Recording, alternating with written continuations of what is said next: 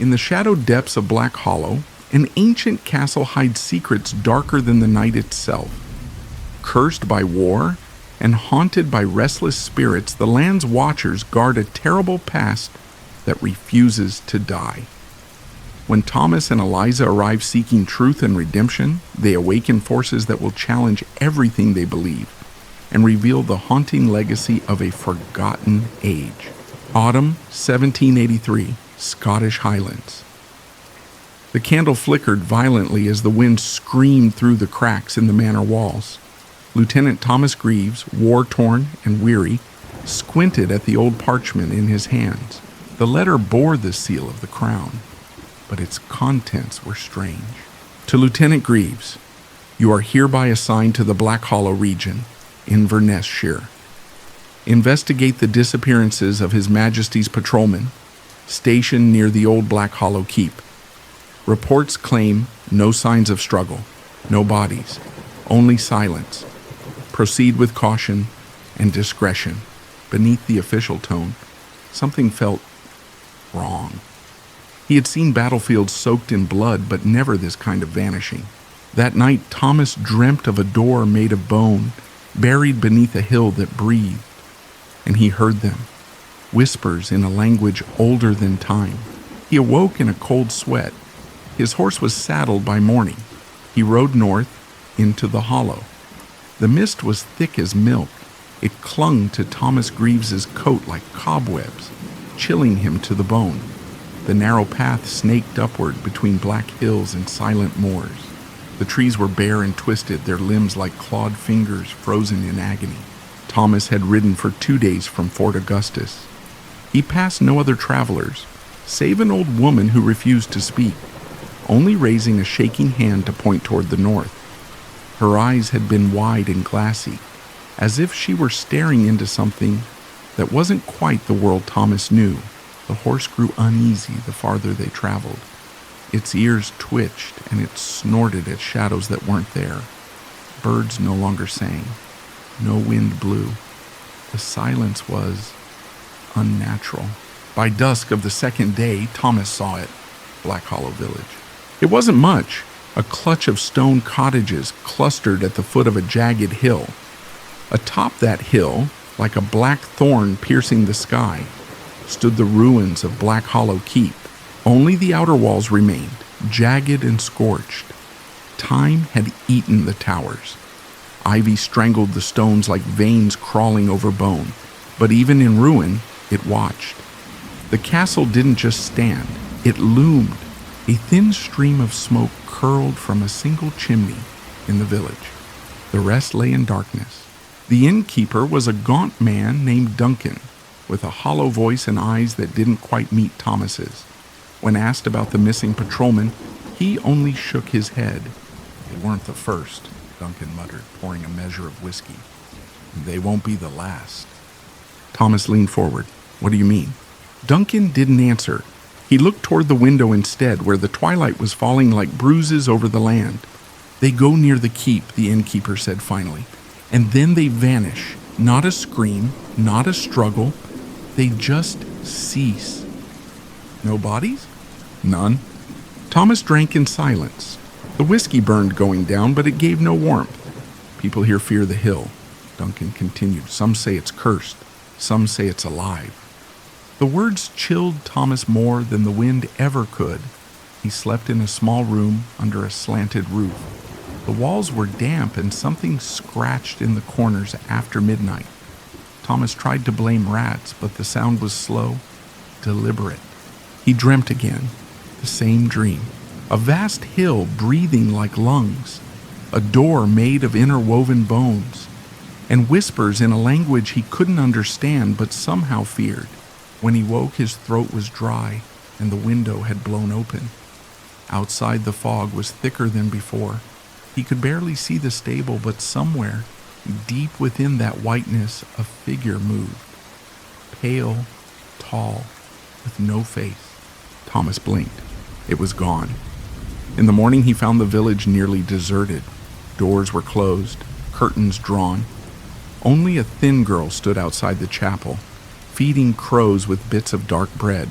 Her hair was black, her eyes gray as storm clouds. "You're the soldier," she said without turning. Thomas nodded. "My name is Elsa," she continued. "You shouldn't have come." "I had orders," he replied. "Orders will not save you." Thomas hesitated. "You know something about the keep?" Elsa looked at him then, and her expression was not fear, but pity. "There are things beneath that stone that do not sleep, things older than your king, older than your wars. They don't want you here." He scoffed. Superstition. Elsa only smiled sadly. "You'll believe? Everyone does. Eventually." He visited the keep before noon. The path was overgrown, the gate half buried in moss. Inside, the walls echoed with emptiness. Yet the air was dense, like walking through wet wool. In the far corner of the courtyard, he found a stairwell descending into the earth, blocked by a rusted iron grate. Something ancient stirred below. Not air, but a presence. His fingers touched the iron. It hummed. He pulled back instantly. Behind him, wind howled through the broken stone like a scream. He left before dark, but something followed. He heard it, steps that mirrored his, breathing that wasn't his own. He did not sleep that night. The stone steps leading down were slick with moss and time. Though the grate that sealed the descent had been rusted shut, Thomas forced it open with a crowbar he borrowed from the stable. The iron shrieked as it bent, like something crying out in protest. He stood at the mouth of the stairwell and stared into the dark. The air that rose from below was cold and carried the faint stench of soil and rot. It wasn't the cold of winter.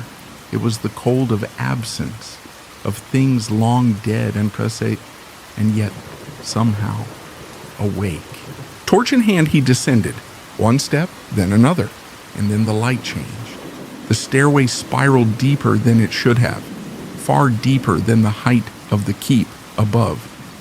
Thomas began to suspect the castle had been built atop something far older. He reached a chamber carved into the bedrock, ancient and dry, though no tool marks showed on the stone. The walls were covered in symbols that pulsed faintly in the torchlight. Circular, angular, not Roman, not Gaelic, not human. In the center was a dais. Upon it, a circle of stone no wider than a man's shoulders, engraved with spirals that drew the eye inward and down. He stepped closer. The torch dimmed. He heard something, like breath, but vast. Not one thing breathing, but many, and not in lungs. It was as if the very stone exhaled. A whisper brushed his ear. He turned. No one. But across the chamber, the spiraled stone began to glow. From the shadows, things began to move. Not bodies, not exactly. Figures. Thin, tall, boneless in their motion. Skin the color of bone dust. No faces, only smooth flesh. Their limbs unfolded like vines in water, dragging long arms tipped with narrow fingers. They watched. Dozens of them, standing silently at the chamber's edge, not moving, not blinking, not breathing. Thomas froze. Then they spoke. Not in words, but in understanding. "You have come too soon." Thomas's knees buckled. His thoughts trembled like glass under pressure. His tongue felt like lead. "This place is not for the eyes of man. We are waiting. He who sleeps must not wake." And then scream. Not from the chamber, but from above. Thomas staggered backward and scrambled up the stairs. When he emerged from the stairwell, daylight struck him like a slap, but the wind carried with it a new sound, shouting. He ran toward the village. Smoke curled from behind the chapel. Someone screamed again, short, sharp. By the time he reached the source, it was over. A man in red uniform lay in the mud, throat slit. His face was locked in a scream he hadn't had time to finish, his rifle untouched. Two more soldiers, fresh reinforcements, lay in the alley behind the inn, torn apart, not by blade, but by hands. No prints in the mud, no signs of struggle. Duncan, the innkeeper, was gone. So was Elsa. But the chapel door that stood open, Inside the chapel, the air was dry and still. Thomas stepped over broken pews and splinters. On the altar was an old book, bound in what looked like leather but felt wrong. The pages smelled of ash and old blood. He flipped through them, drawing symbols, rituals, sacrifices. Then a name repeated again and again in the margins. Vectramir. He mouthed the word. The candle above the altar flickered. He turned, and Ilsa was there. She no longer wore her village rags. Her dress was black, her eyes darker still. You've seen them, she said. Thomas nodded. Then you understand, she continued, walking toward him. This world is a thin skin stretched over something ancient, something hungry. The Watchers keep it asleep. They've done so for centuries. What are they? Thomas asked. Not gods, not demons, not from any place that has a name. They are older than names. Why the deaths? To feed it just enough, to keep it quiet. The balance is fragile. You killed them? No, Ilsa said. It did. She pointed at the stone floor beneath the altar. There's another door, she said, below this one, deeper. Thomas stared at her. And what happens if someone opens it? Ilsa's voice dropped to a whisper. Then Black Hollow will no longer be a place on a map. It will be a wound on the world. The stone Ilsa pointed to was part of the chapel's foundation, but when Thomas pressed his hand against it, he felt warmth, a pulsing throb like the beat of a distant heart. It's not locked, Ilsa said. It never was. Together they pried the slab loose, revealing a tunnel that dropped at a sharp angle, its walls slick with something that glistened under torchlight. Not water, not entirely. They descended. The air changed, no longer cold but thick, oppressive. It felt like breathing through gauze soaked in vinegar and blood. Far below, the tunnel opened into a vast cavern. The chamber beneath was unlike anything Thomas had imagined. Its ceiling rose like the inside of a cathedral, but was made of living rock that seemed to move when he wasn't looking directly at it. Veins of red light pulsed across the walls. At the center of the cavern was a great pit, perfectly round. At its edge stood a black stone altar, and behind it, a mural carved into the rock. The mural showed figures, human at first, but descending, devolving, faces melting, eyes vanishing, bodies bending backward in reverence towards something vast and unseen. Ilsa stepped to the edge. This is where they keep it asleep, she whispered, where the first pact was made. Thomas looked down into the pit. Darkness, nothing more, until the darkness blinked. T wasn't a pit. It was a pupil, a massive sleeping eye, and it had seen him. Thomas stumbled back, the vision overwhelming. His mind filled with images he couldn't comprehend. Burning skies, cities submerged in salt, moons eclipsed by wings. Ilsa grabbed his arm. You mustn't look too long. It remembers everyone who does. What is it? Thomas gasped. The one before the world, Vectramir. Something stirred in the deep. The walls of the chamber began to tremble. A sound like grinding teeth filled the air. Ilsa turned to him, her expression unreadable. I brought you here for a reason. Ilsa walked to the altar and produced a knife. Curved, old, etched with the same symbols Thomas had seen in the first chamber. There must always be a watcher, she said. A living eye to balance the sleeping one. What does that mean? I've watched too long. I'm unraveling. Thomas took a step back. No, I'm not like you. You are now. It saw you. The watchers emerged again, from the walls, the floor, the shadows, surrounding them. Their voices echoed in his skull. He has seen, he's marked, he must choose. Ilsa held out the knife. Watch or be watched. Thomas's hands shook. The edge of the pit seemed to pulse in time with his heart. Below, the eye blinked again. He looked to Ilsa, whose body now seemed translucent, veins glowing faintly beneath her skin. Her time was ending. He took the blade. The watchers closed in. One final whisper filled his ears. All who see the truth must carry its weight. And Thomas, heart pounding, stepped forward, toward the altar, toward the pit, toward eternity. Thomas did not sleep that night. His body remained curled near the mouth of the black pit, the stone altar looming like a monument to something ancient and unspeakable. The watchers did not leave. They stood in still, silent ranks along the walls of the underground chamber, their faces wrapped in shadows, features obscured by hoods, and something more, something that felt like absence. The dagger lay heavy in his hand. Ailsa was gone, or rather, what had been Ailsa.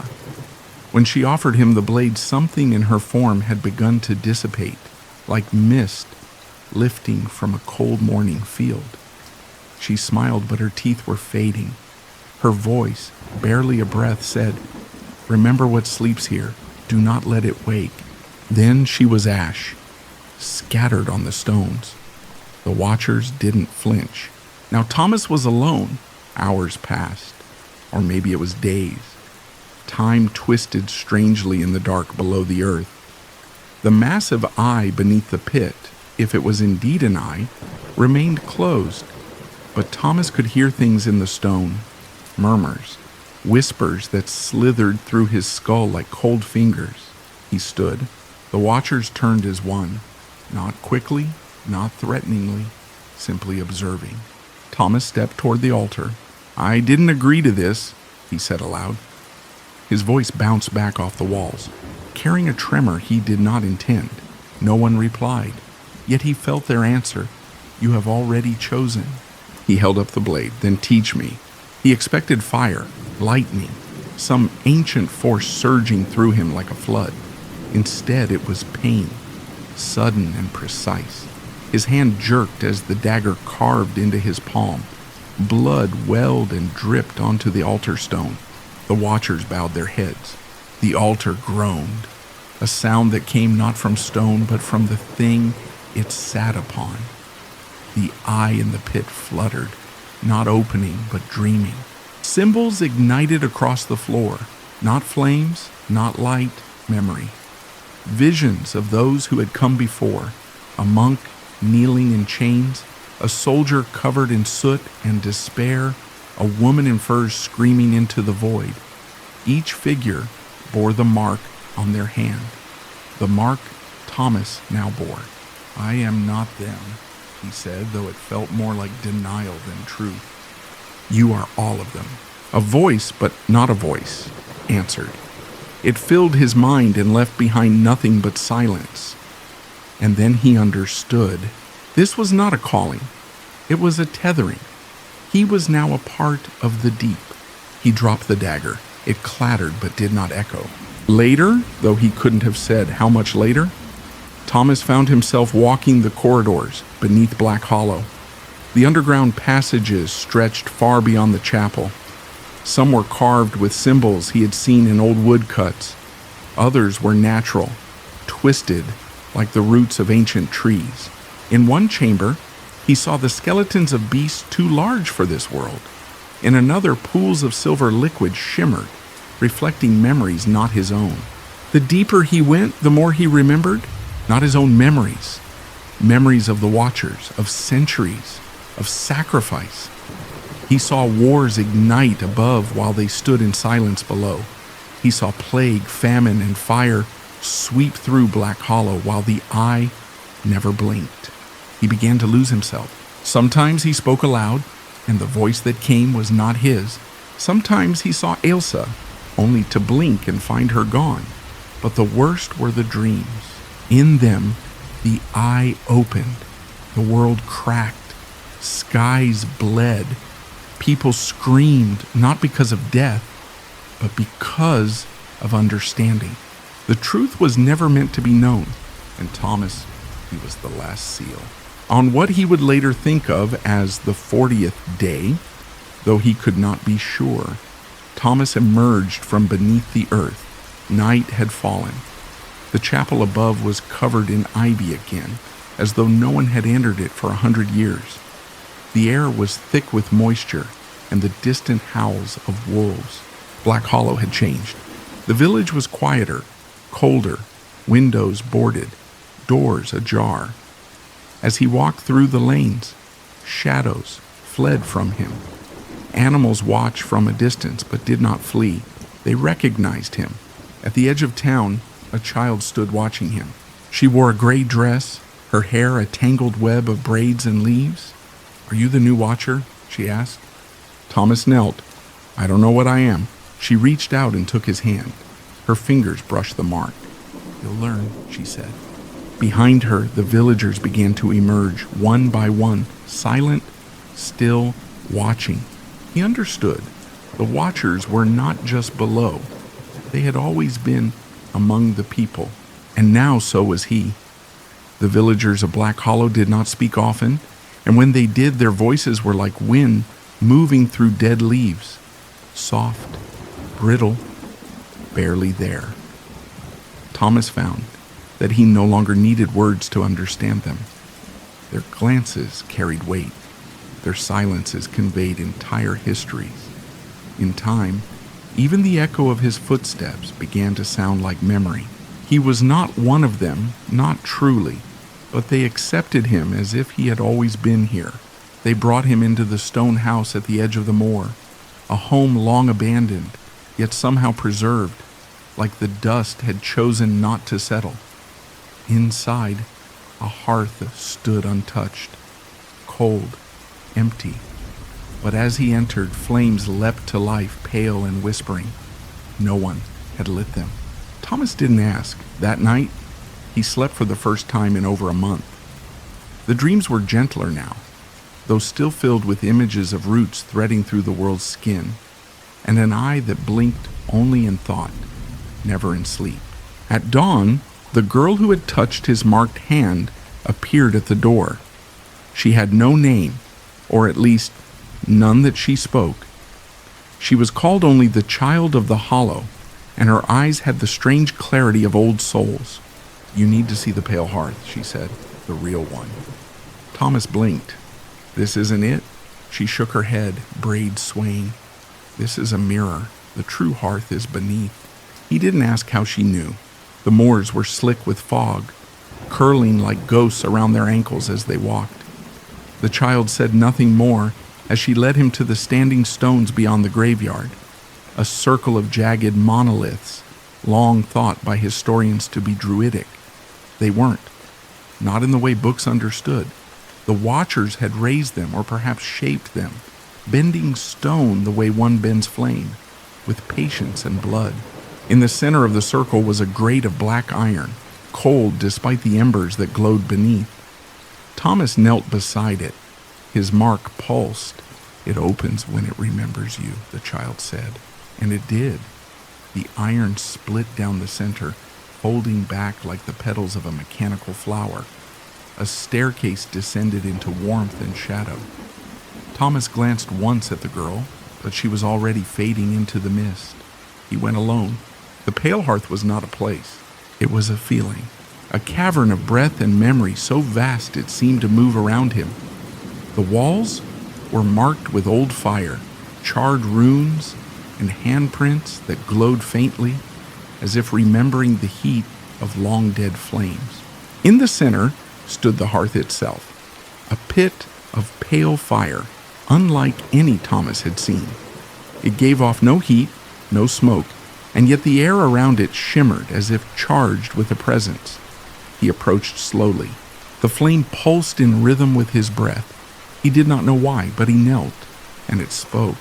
Not in words, not even in thoughts. It remembered him. It gave him back things he had not known he had lost. A mother's touch, a storm-soaked night in childhood, the warmth of Ailsa's laughter before she became dust. It stripped away the new layers the watchers had laid upon him and returned what was truly his, then offered it back, transformed. He saw himself through the flame, bent, burdened, becoming. "I am not a priest," he whispered. "You are not. I am not a guardian. You are not." "Then what?" "You are the gate." That stopped him.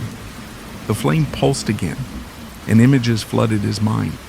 Old rituals performed at the hearth, blood drawn not in sacrifice but in remembrance, ancestors whispering their truths into the fire so it might remember when they were gone. souls who had forgotten themselves being reformed here, piece by piece. He was not the gatekeeper. He was the gate. When he left the hearth, the child waited for him at the top of the stairs. She didn't ask what he saw. She simply took his hand and led him back to the village where the others waited in silence. An old man with a beard made of moss handed Thomas a bowl of ash. Without needing to be told, Thomas stepped into the chapel ruins and spread the ash across the altar stone. Symbols bloomed from the contact, veins of light spiraling out from where his hand touched. The chapel breathed. For the first time in years, something old and hollow was filled again, and something far below stirred in its sleep. That night a storm came, not from the skies, but from the earth. It began with a sound, low, mournful, like a wail calling from beneath the soil. The villagers froze in their homes. Children hid beneath beds. Thomas stood at the edge of the village facing the woods. The trees were trembling. Black Hollow's woods had always been thick, always dark. But tonight, they glowed faintly, lines of runes appearing on the trunks, forming a path through the trees. Thomas knew it was meant for him. The mark on his hand ached. The hearth had chosen him. Now the hollow called. He walked. The forest opened for him. Each step he took, the woods rearranged themselves, clearing brush, pushing aside brambles, whispering through leaves in a language only the hollow spoke. He followed the rune light until he came upon a glade he did not remember, though it felt familiar. In its center stood a stone monolith taller than any watcher. Carved into its face was a symbol that made his vision blur, a circle bisected by a jagged line with an eye at its center. Beneath it, fresh blood. Someone else had been here, and they had woken something. Thomas stepped forward. The wind changed. He turned. Behind him stood a man, not a watcher, not a villager, a soldier. His uniform was old, Napoleonic, but well preserved. His eyes burned with an unnatural fire. "I remember you," the man said. Thomas frowned. "You're dead." The soldier smiled. "Only mostly." He stepped forward. "You shouldn't have reopened the hearth. You shouldn't have breathed life into the altar. You don't know what you've let in." Thomas raised his hand. The mark glowed. "I am the gate," he said, "and I am what comes through," the soldier answered. Then he lunged. The clash was sudden, metal against air, a spark of unnatural energy flaring in the cold moorland night. Thomas barely dodged the soldier's strike, feeling a coldness seep into his bones as the blade grazed his arm. The soldier's eyes burned brighter, reflecting something far older than war, a hunger, a wrath that transcended death itself. Thomas grasped his hand tightly, the mark glowing fiercely, a beacon in the darkness. "You don't belong here," he said, voice steady despite the pain. The soldier laughed, a hollow, cruel sound. "Neither do you. You're a ghost pretending to be flesh." Thomas steadied his breath, calling on the power he'd barely begun to understand. "I'm the gate, and I will stop you." The air around them rippled, the boundary between worlds thinning. Shadows flickered, whispers echoed through the trees, voices of the watchers, warnings lost to time. Suddenly the soldier lunged again, but this time Thomas was ready. He summoned the pale fire's memory, feeling the warmth of forgotten flames coursing through him.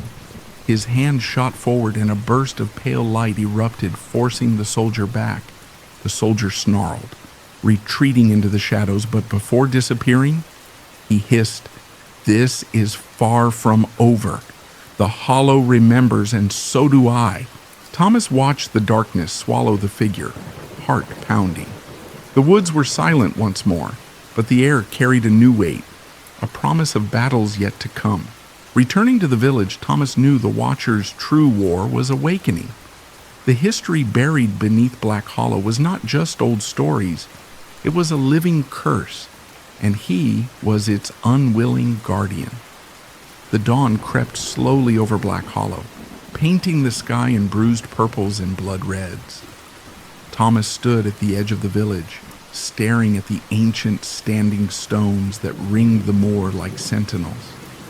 The soldier's warning echoed in his mind, chilling him deeper than the morning cold.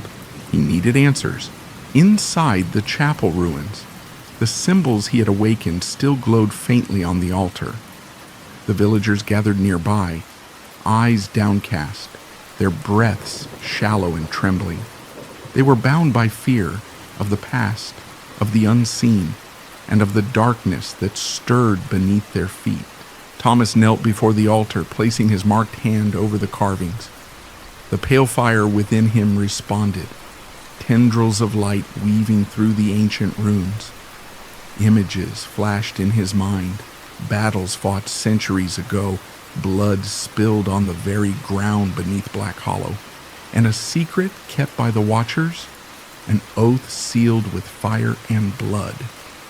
Suddenly a whisper rose, soft but urgent, as if the stones themselves spoke. The gatekeeper walks among us, but so does the shadow. Thomas's breath hitched.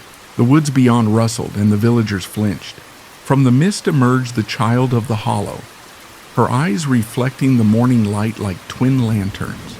She approached silently, holding an ancient scroll bound in leather and tied with a blood-red ribbon.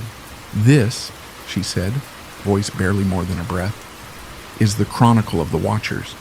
It holds what you must know." Thomas unrolled the brittle parchment, feeling the weight of history in every faded word. The chronicle spoke of a war beyond mortal wars, between those who guarded the veil and those who sought to tear it down. It told of a curse born from betrayal, of a power sealed beneath the moor, and of a gatekeeper destined to either protect or doom the hollow. As he read, the village seemed to hold its breath, shadows lengthening, as if the past and present were merging into a single thread of fate. Thomas realized his role was far greater than he had imagined. The Watchers were not just watchers, they were warriors in a timeless battle, and he stood at the very heart of it. The days that followed brought uneasy silence to Black Hollow. The villagers spoke in hushed tones, wary glances cast toward the moor and the ancient stones. Thomas felt the weight of the chronicle pressing on him, its secrets like chains tightening around his mind. At night, the moor seemed to breathe with a life of its own.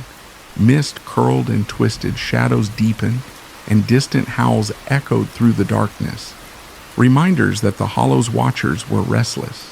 Thomas spent hours poring over the scroll's faded words, trying to piece together the fragmented history of the Watchers. They were once knights, sworn to protect the veil between worlds, but their loyalty had fractured, and a terrible betrayal had awakened the curse. The village priest, Father Matthias, approached Thomas cautiously one evening. His eyes were heavy with worry.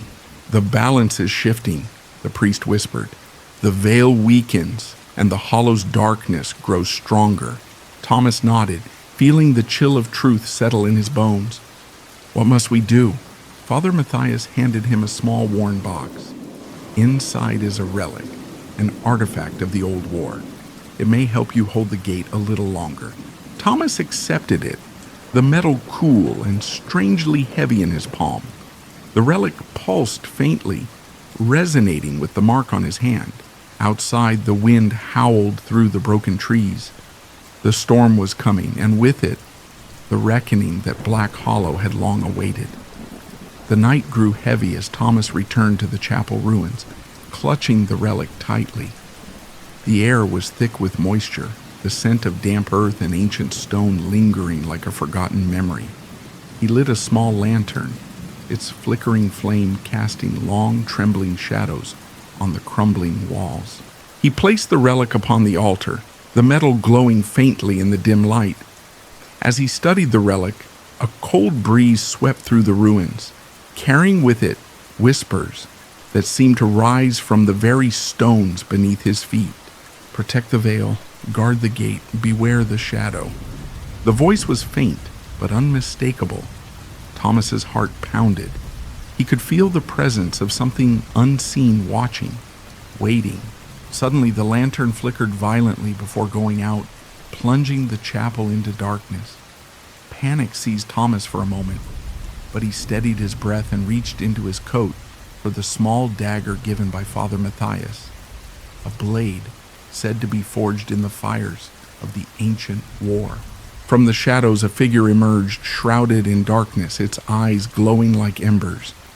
The child of the hollow stepped forward, her face solemn. "The curse grows stronger.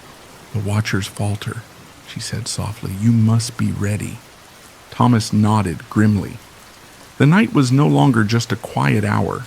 It was a battlefield where light and shadow clashed, and the fate of Black Hollow hung in the balance. The days that followed were a blur of restless preparation. Thomas and the child of the hollow moved like shadows themselves, gathering what relics and knowledge they could find hidden within the village and the ruined castle. The villagers watched with a mixture of fear and hope, some retreating into silence, others offering wary assistance. One evening, as the sun dipped beneath the horizon, Thomas returned to the castle's great hall. The air was heavy with the scent of dust and decay. Flickering torchlight revealed the faded banners that once flew proudly over Black Hollow, now tattered, like memories hanging by a thread. In the silence, Thomas heard something, a low murmur rising from the stones themselves. He knelt and pressed his hand against the cold floor. The voices were distant but persistent, whispers of the past echoing through time. "Remember us, we are the Watchers, betrayed and bound." A chill ran down Thomas's spine. The Watchers were not just spirits of vengeance, they were prisoners, trapped by the curse that had shattered their honor. They needed release, but how? The child's voice broke through the gloom. "The curse is tied to the bloodline of the last betrayed knight. Only by confronting his legacy can the Watchers be freed." Thomas looked toward the broken stained glass window, its colors dimmed, but still vibrant in the fading light. The story of Black Hollow was far from over. The past had claws, and it was reaching for them all. Thomas stood before the shattered portrait of Sir Alaric, the last knight of Black Hollow. The once grand painting, now faded and cracked, showed a stern man clad in armor, his eyes filled with both pride and sorrow. The villagers spoke little of him, but whispered rumors told of betrayal and a secret that had doomed the family. With the child of the hollow by his side, Thomas traced the history buried beneath layers of dust and silence. Sir Alaric had been loyal to the crown, but caught in a web of deceit spun by those who coveted the castle's lands. His honor was stripped, his name blackened, and his bloodline cursed. As Thomas read through brittle parchments and diaries hidden deep within the castle's forgotten chambers, he discovered references to a hidden chamber, the heart of Black Hollow. It was said to hold the truth of the betrayal and the key to breaking the curse. But reaching it would not be simple. The chamber was sealed by riddles and guarded by the Watchers, spirits bound to protect the castle's darkest secrets. "We must prepare," the child whispered. "The past will not give up its grip easily." Thomas clenched his fists. The journey ahead was daunting, but to save Black Hollow he had no choice but to face the legacy of blood and shadow. Underneath the crumbling stone floor of the chapel, Thomas found a narrow staircase descending into darkness. With only his lantern and the child of the hollow's steady presence, he stepped cautiously down the cold steps. The air grew colder, thick with the scent of earth and forgotten time. At the bottom, a heavy iron door barred the way. Symbols etched in ancient script glowed faintly as Thomas traced them with trembling fingers. He whispered an incantation taught by Father Matthias, and the door groaned open. Inside lay the crypt of the last night, a chamber lined with dust-covered sarcophagi and faded tapestries. In the center, a stone pedestal held a blood-stained sword, the Sword of Vengeance, said to have been wielded by Sir Alaric in his final battle. As Thomas reached out to grasp the sword, a cold wind swept through the crypt, and ghostly figures appeared. The Watchers, their hollow eyes filled with sorrow and fury. They spoke in voices like wind through dead leaves. Only the worthy may bear the blade. Only the truthful may break the curse. Thomas met their gaze, his resolve hardening. The path was clear. To free Black Hollow, he must prove himself worthy and uncover the truth buried beneath centuries of lies. Thomas gripped the sword of vengeance tightly, feeling its cold weight settle into his hand. The Watchers circled him, their hollow eyes watching with silent judgment. The chamber around them seemed to shift, the walls dissolving into shadows that twisted and writhed like living things. Suddenly, Thomas found himself standing in a fog-laden battlefield. The air was thick with the smoke of burning wood and the clash of steel. Ghostly figures, clad in armor stained with time, raised swords in combat, echoes of the war that had torn Black Hollow apart. The Watchers' voices rang out, demanding he witness their pain and betrayal. Thomas watched as Sir Alaric fought valiantly, but was struck down by those he trusted most. The moment of betrayal was raw and brutal, a wound that echoed across centuries. To prove his worth, Thomas had to walk through these memories, understand the truth behind the lies, and confront the shadows of those long dead. Each step was a trial, testing his resolve, his courage, and his compassion. As the fog began to lift, Thomas felt the weight of history upon him. The past was no longer just a story, it was a living force, and he was part of its fate. After the trial on the battlefield faded, Thomas found himself back in the cold crypt, the sword of vengeance still heavy in his hand. The Watchers' forms flickered like fading candlelight, their sorrowful eyes fixed on him. "Your courage is true," one whispered, "but the castle's curse is bound deeper than the blade." Thomas nodded, feeling the weight of those words press down on his soul. He moved toward the far wall, where ancient stone bricks bore carvings unlike any he had seen before. Faces twisted in agony, hands reaching out in pleading, shadows that seemed to move in the flicker of the lantern. The walls seemed to murmur, soft voices barely audible but persistent, telling stories of those who had suffered in Black Hollow's dark history. Each whisper carried a fragment of the curse, pain, betrayal, and a longing for justice. With the child of the Hollow by his side, Thomas pressed his palm against the cold stone. The whispers grew louder, swirling around him, revealing secrets buried in the very fabric of the castle's walls. Suddenly the stone shifted, revealing a narrow passageway leading deeper beneath the castle. The path was narrow and treacherous, but it was the only way forward.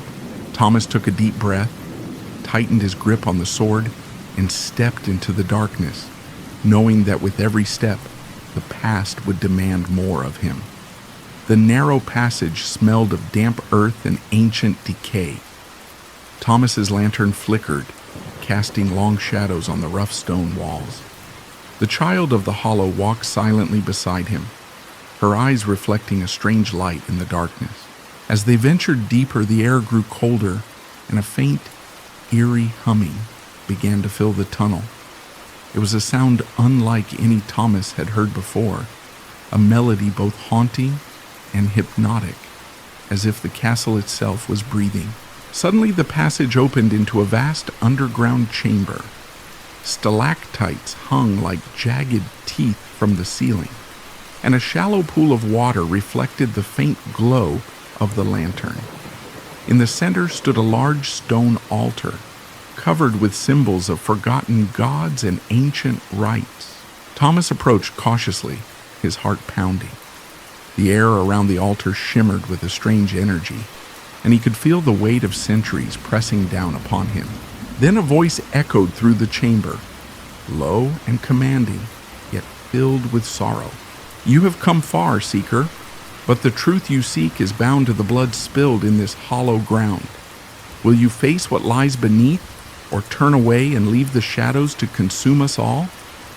Thomas swallowed hard, gripping his sword tighter. The path ahead was unclear, but his resolve was unwavering. He stepped forward, ready to confront the darkness buried deep within Black Hollow. Thomas descended the winding stone steps, each footfall echoing through the darkness.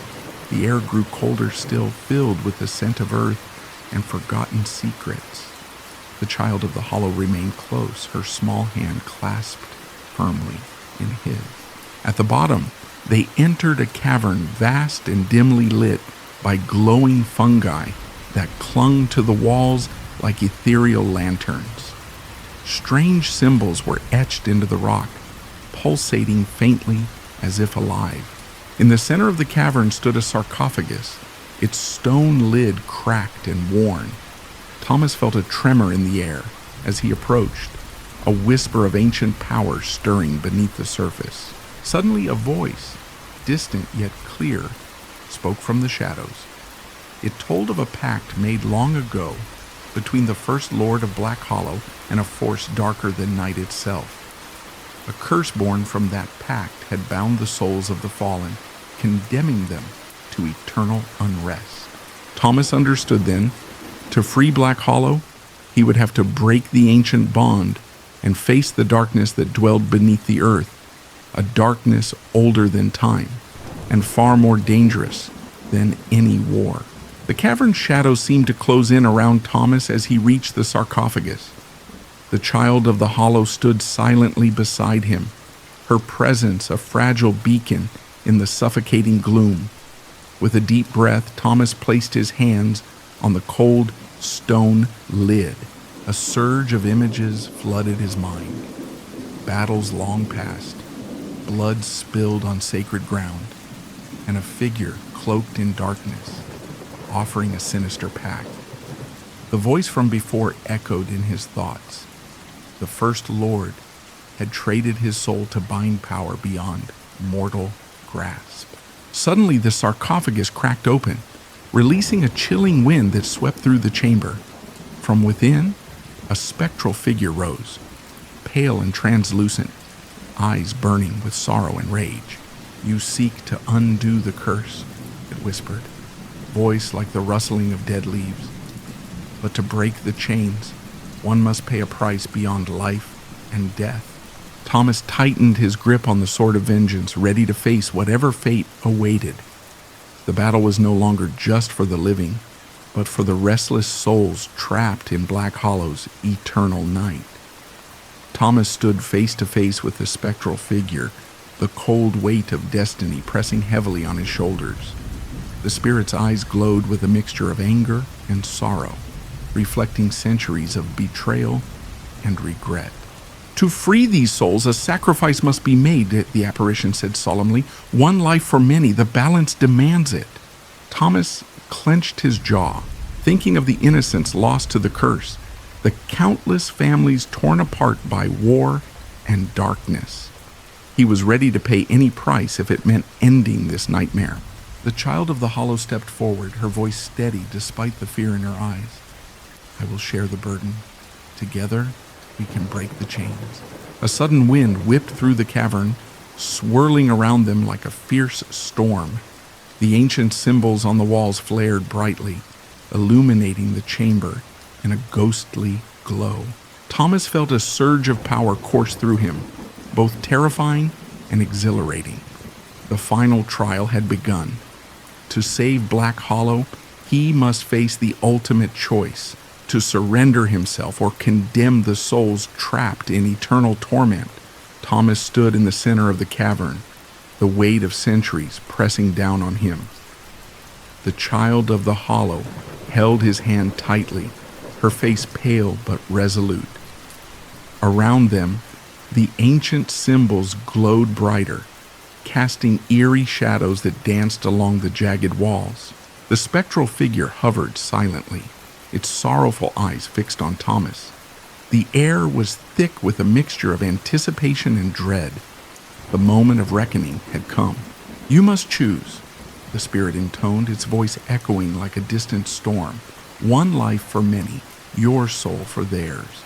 Thomas felt his heart pounding, every instinct screaming to run, to escape this dreadful fate. Yet the faces of the lost haunted him. The villagers torn apart by the curse, the warriors who died defending the hollow, and the innocent children who never knew peace. The child of the hollow stepped forward, her voice steady and clear. "We can do this together. I will not let you bear this burden alone." Thomas nodded, grateful for her unwavering courage. He looked down at the sword of vengeance in his hand, its blade gleaming with ancient runes. This sword, once wielded by the first Lord of Black Hollow, had been both a weapon of war and a key to the curse. He raised the sword high, feeling the energy surge through him. The cavern seemed to pulse in response, the glowing symbols now blazing with an otherworldly light.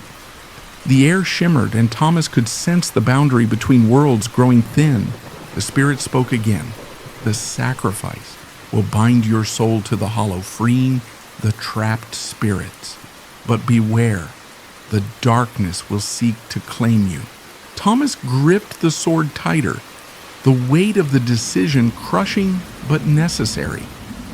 Closing his eyes, he stepped forward into the glowing circle etched on the floor, the source of the ancient magic. A whirlwind of light and shadow engulfed him. Visions of battles, sorrow, and hope swirled around his mind. He saw the First Lord making his dark pact, the souls trapped in torment, and the child of the hollow waiting patiently by his side. Suddenly, a cold force pressed against his soul, the darkness fighting to keep its hold. Thomas screamed but held firm, pouring every ounce of willpower into breaking the curse. The child of the hollow joined hands with him, their energies merging. Together, they chanted the ancient words carved into the cavern walls. The light grew blinding, and the spectral figure smiled sadly before dissolving into a cascade of shimmering particles. Then silence. Thomas opened his eyes to see the cavern transformed. The symbols had faded, replaced by natural rock walls bathed in soft sunlight, filtering through cracks above. The oppressive atmosphere was gone, replaced by a peaceful calm. The trapped souls were free.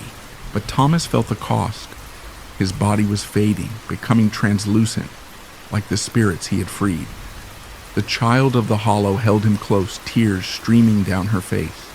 "You did it," she whispered. "You saved them all." Thomas smiled weakly. "We did it, together." As the first light of dawn touched the hollow, Thomas felt himself becoming one with the land, a guardian watching over Black Hollow for eternity. The curse was broken, but the watchful eyes remained, protecting the valley from the shadows of the past. The dawn broke gently over Black Hollow, but the peace Thomas had fought so hard to restore felt fragile, like a thin veil barely holding back the darkness beneath. The villagers, once haunted by nightmares and whispers, now stepped cautiously into the light of a new day, yet unease lingered in their eyes. Thomas stood outside the ancient cavern's entrance, now sealed by the power of the ritual. He felt the weight of his new existence as a guardian settle over him, a timeless sentinel tethered to the land he had saved. The child of the hollow was by his side, her presence a soothing reminder that he was not alone in this eternal watch. But even as the sun warmed the valley, shadows moved in the distance. The curse might have been broken, yet the scars it left remained, scars that would not heal so easily. Whispers began again, soft and subtle. Old fears resurfaced in hushed voices at the tavern. Stories passed down from those who had survived and those who had perished. Some said the darkness had only retreated, waiting for another chance to claim the hollow once more. Thomas knew the fight was far from over. That night, as a cold wind swept through the village, he walked alone along the crumbling stone walls of Black Hollow Castle. The ruins stretched like skeletal fingers against the moonlit sky, silent witnesses to centuries of bloodshed and betrayal. Suddenly a figure appeared, cloaked and hooded, moving with unnatural silence. Thomas's hand instinctively went to his sword, but the figure raised a pale hand in peace. "I am here to warn you," a voice whispered, raspy yet urgent. "The watchers of old stir restless. The darkness you thought vanquished is awakening." Thomas's eyes narrowed. "Who are you?" The last of the original watchers, bound to the castle, cursed to guard secrets no one should know." The figure stepped forward, revealing a face etched with time and sorrow. "The history of Black Hollow is far darker than you imagine. There are forces that not even your sacrifice can keep at bay." Thomas tightened his grip on the sword. "Then I will stand ready. Whatever comes, the Hollow will not fall again." The figure nodded solemnly. "Prepare yourself, Guardian. The shadows of the past are rising." Thomas stood in silence as the cloaked figure's words settled heavily on his mind. The last Watcher's warning was not just a threat, it was a call to arms, an urgent reminder that the darkness was never truly gone. He had fought long and hard, but Black Hollow's history was written in shadows and blood, and the past was far from finished with him. The figure lowered their hood, revealing eyes that shimmered with a strange light, ancient and knowing. "There are secrets buried deep beneath the castle, Thomas. Secrets older than the war, older than the first stones laid in this valley. You must seek them out, or the darkness will rise again." Thomas's heart pounded. He knew what this meant. The sealed cavern was only a beginning. Something far worse awaited below, something that had been waiting in silence for centuries. That night, under a sky thick with stars, Thomas returned to the village. The villagers gathered at the tavern, their faces etched with anxiety. Rumors had spread of strange lights flickering near the ruins, whispers of unseen figures roaming the woods, and eerie cries carried by the wind. Thomas addressed them calmly but firmly. "The fight is not over. The curse we broke was only part of a larger evil. We must stay vigilant." Among the crowd, a young woman stepped forward, her eyes blazing with determination. "My name is Eliza. I've lived in Black Hollow all my life, and I know the land's secrets. I want to help." Thomas nodded. "We will need all the help we can get." As the village prepared for the days ahead, Thomas and Eliza began their descent beneath the castle ruins. The air grew colder, heavier, with the weight of history. Ancient carvings adorned the walls, cryptic symbols that spoke of forgotten rituals and dark pacts. Deeper and deeper they went, the flicker of their lanterns barely cutting through the oppressive darkness. The silence was broken only by the sound of dripping water and their measured breaths. Suddenly the ground beneath them trembled. From the depths, a voice echoed, low, guttural, ancient. "You cannot escape the past, Watcher. We are always here, waiting." Thomas gripped his sword tightly. The shadows around them shifted, alive with unseen eyes. The real battle was just beginning. Thomas and Eliza pressed forward, their footsteps echoing faintly against the cold stone walls of the ancient tunnels beneath Black Hollow Castle. The air was thick with dust and the scent of damp earth, as if the very soil held its breath, guarding the secrets buried for centuries. The symbols carved into the walls seemed to pulse faintly in the flickering lantern light. Eliza traced her fingers over the strange glyphs, murmuring words in an old dialect.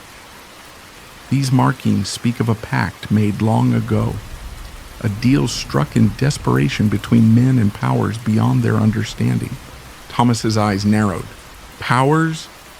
Like the darkness we fought?" Eliza nodded solemnly.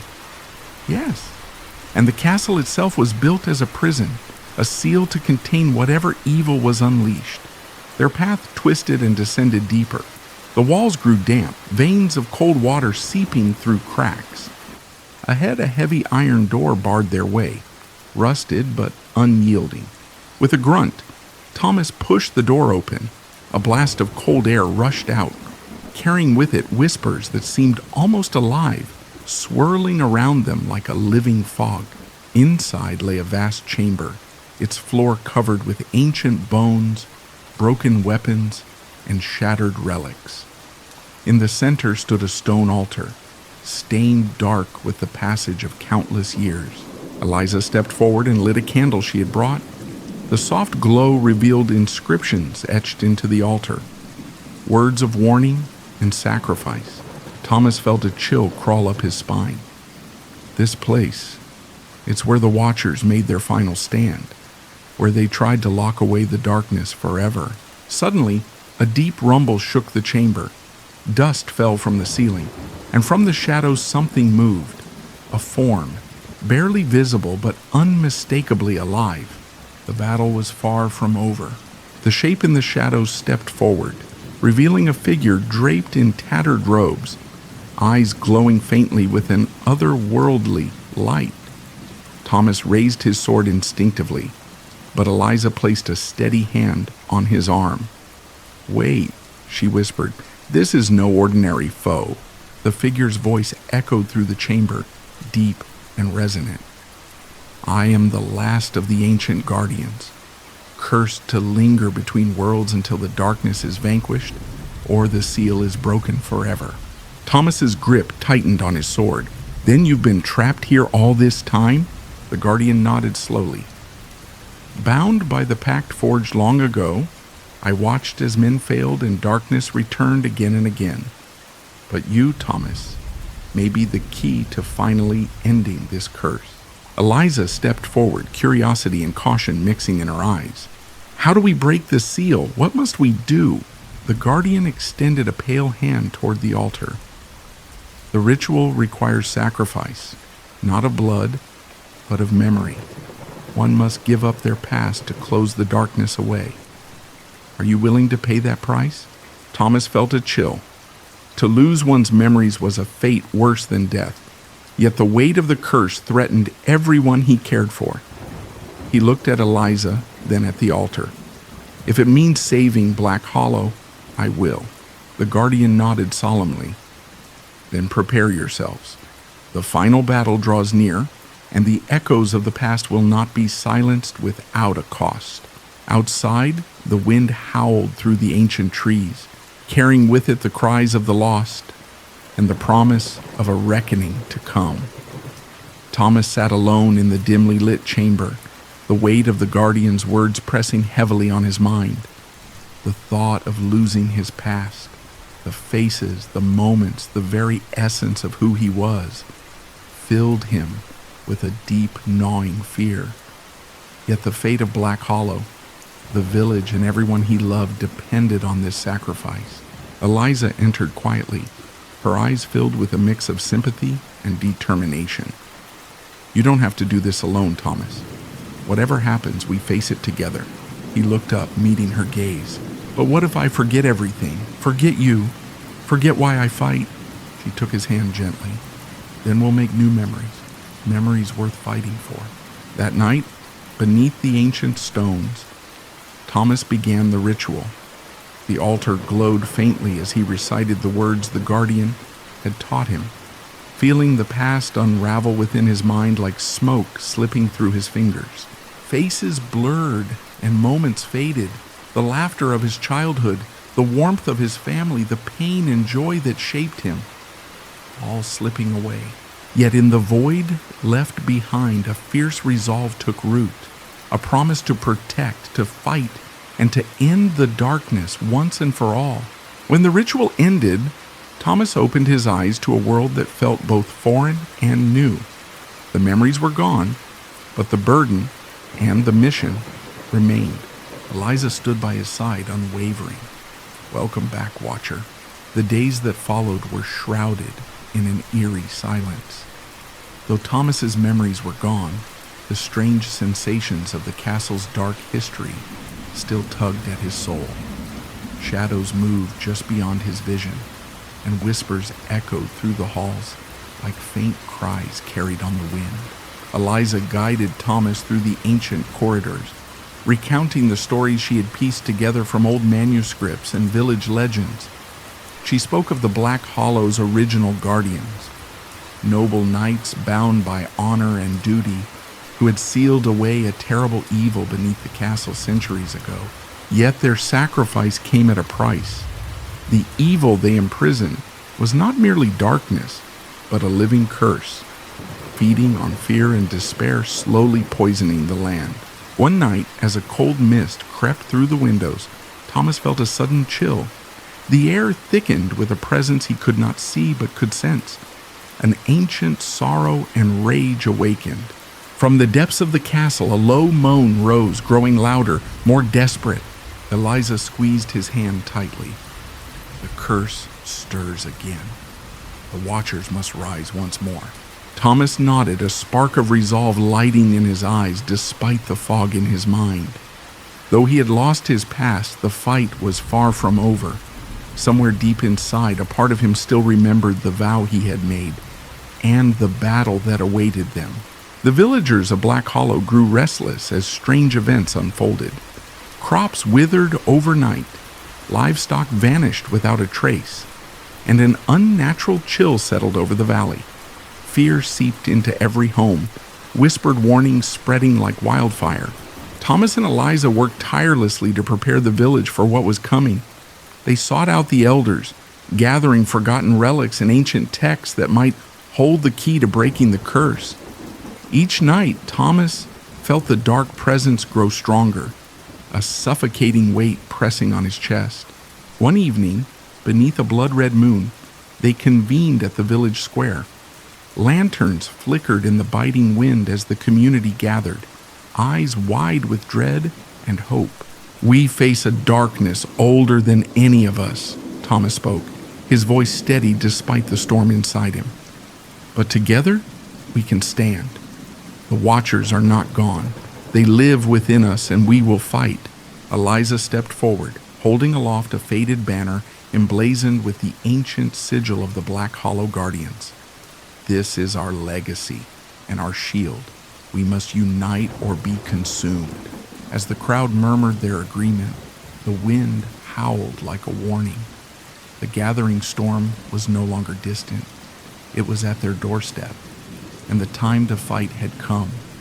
The days leading to the storm were filled with restless nights and hurried preparations. Thomas and Eliza moved through the village, rallying every able-bodied soul to fortify their homes and sharpen their resolve. The air was thick with tension, as if the very earth itself held its breath. One evening, as twilight bled into night, a figure appeared on the hill overlooking Black Hollow. Cloaked in tattered black robes, the stranger's presence sent chills through those who glimpsed him from afar. His eyes glowed faintly, reflecting a sinister knowledge that seemed to pierce the veil between worlds. Thomas approached cautiously, sensing both danger and something hauntingly familiar. "Who are you?" he demanded, hand resting on the hilt of his sword.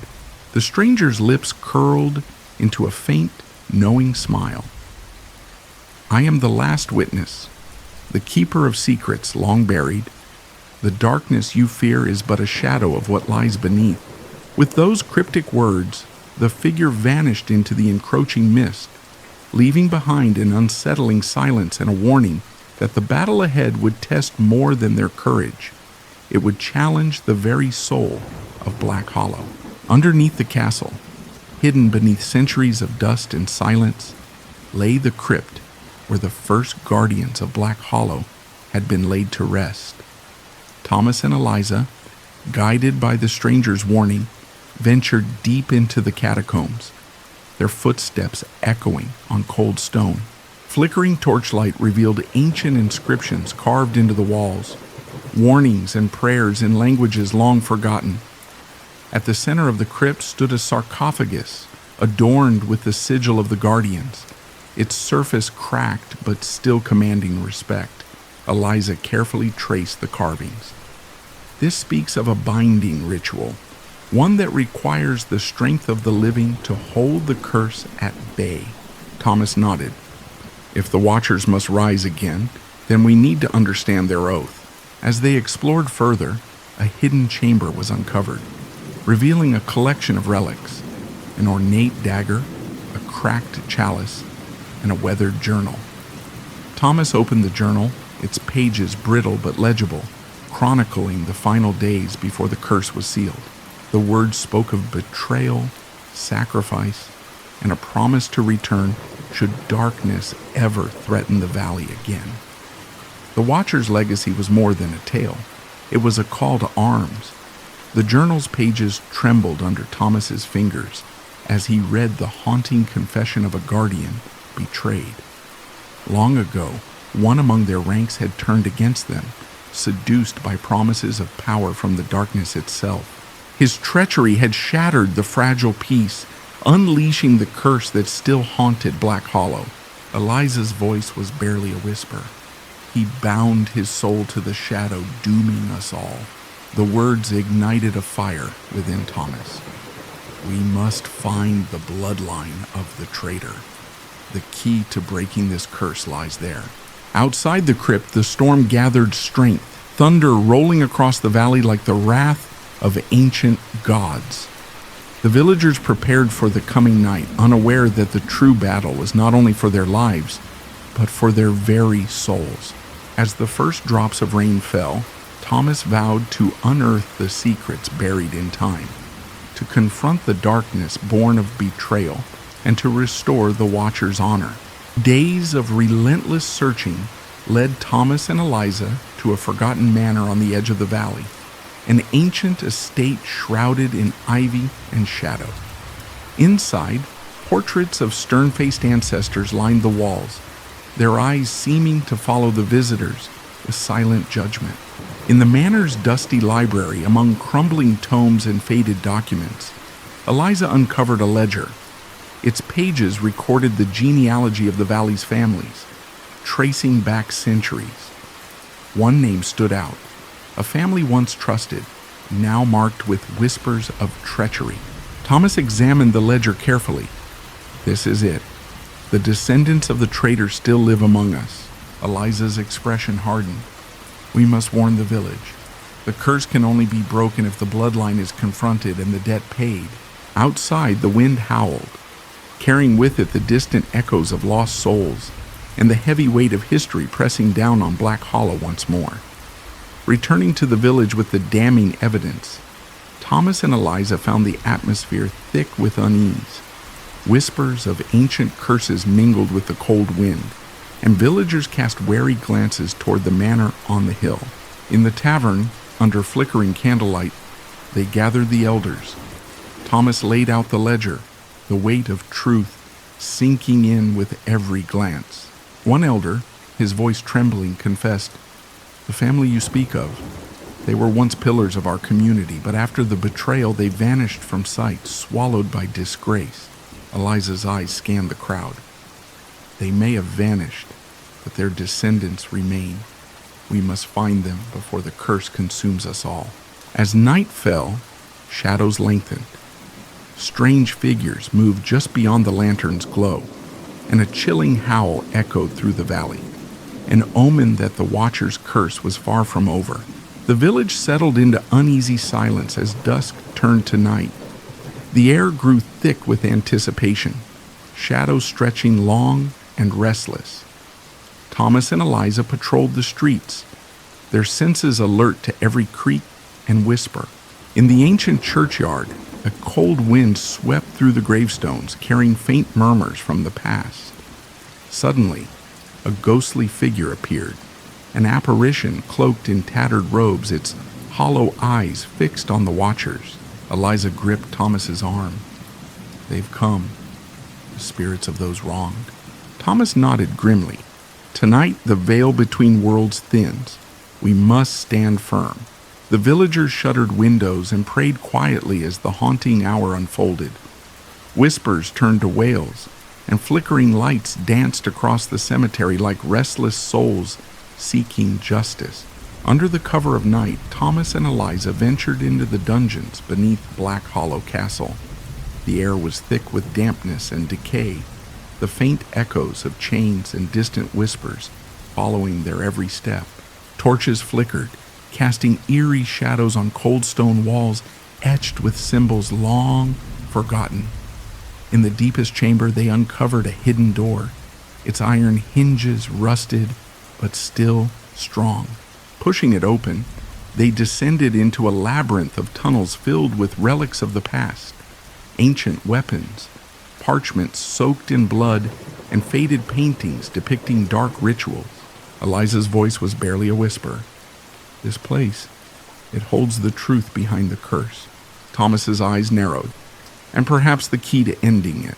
As they explored deeper into the labyrinth, Thomas's hand brushed against an ancient stone altar.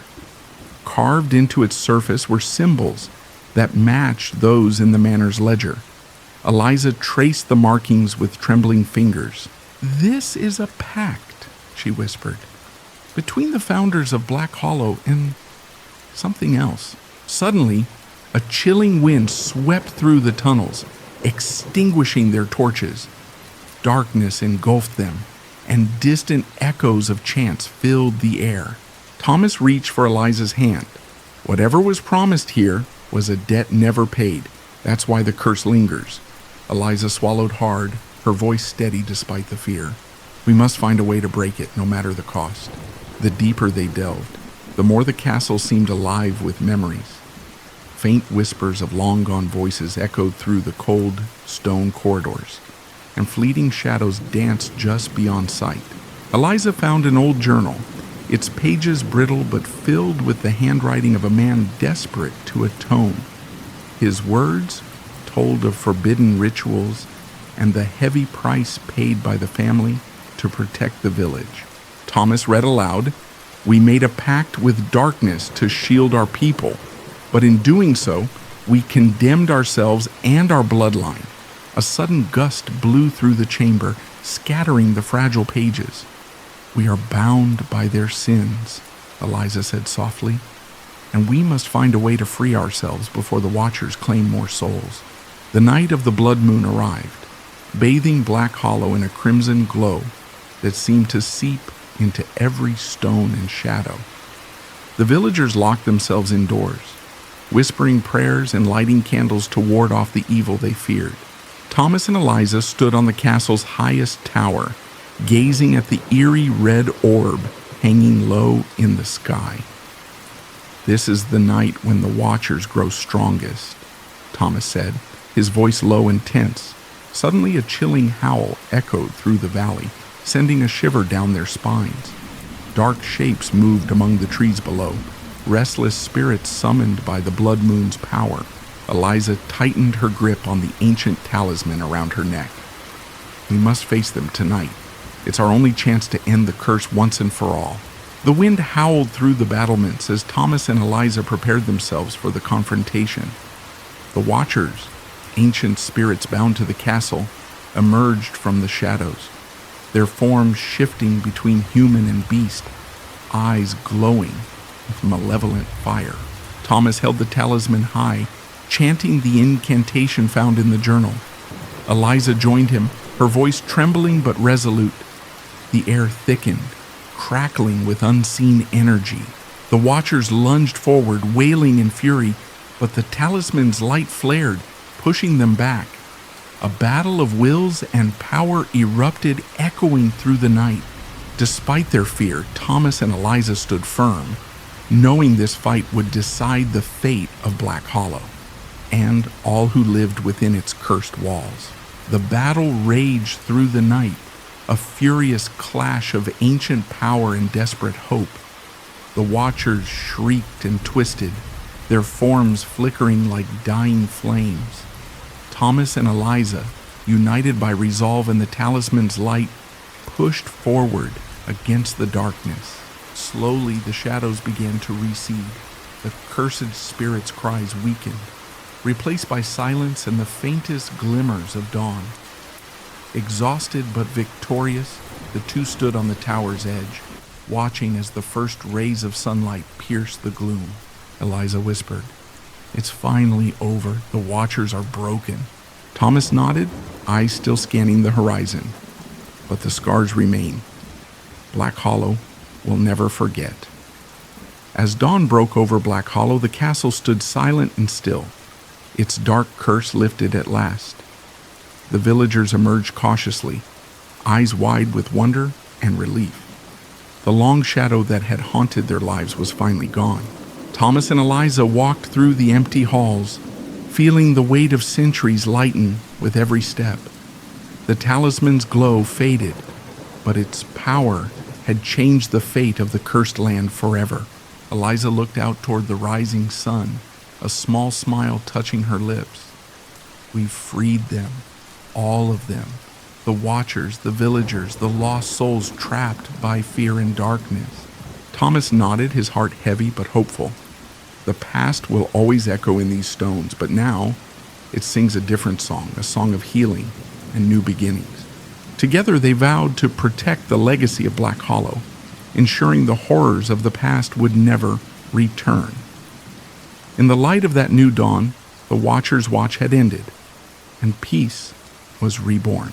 As the shadows lift from Black Hollow, the echoes of the past begin to fade, but the scars remain etched in stone and soul. Through courage and sacrifice, Thomas and Eliza have broken the curse, freeing the trapped souls and restoring hope. Yet, in the quiet that follows, a single truth remains. Some legends never truly die. They only wait for the next Watcher to rise.